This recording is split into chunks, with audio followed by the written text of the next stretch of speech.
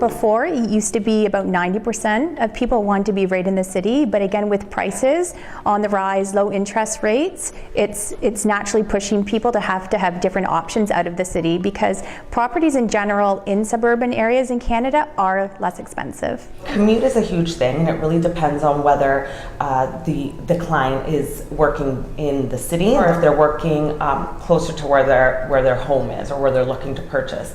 So a commute is a big thing, because then you have to think about commute times, the expense towards it for the subway or whatever the case may be. And if you have two people that are working in the home, they might actually have to buy another car if before they relied on public transportation by living within the city. So again, that would be another cost that you would have to consider.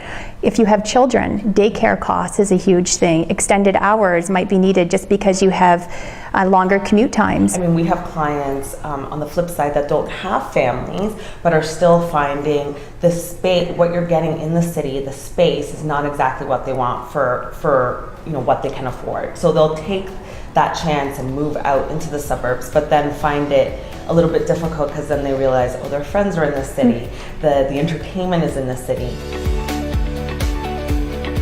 I think people are actually forced to live out of the city, but they want to be in the city. That's what we're seeing happening. And a lot of our clients are still working in the city. So they won't technically start looking for another job. They just kind of have to suck it up and say, okay, well, my commute time is just going to be longer and I'm just going to have to spend more money. And a lot of condos are catering to families now. So they have the zip cars underneath. They're having supermarkets in the commercial space. They're even having play areas, daycares, all built into the condos to try and keep people in the city.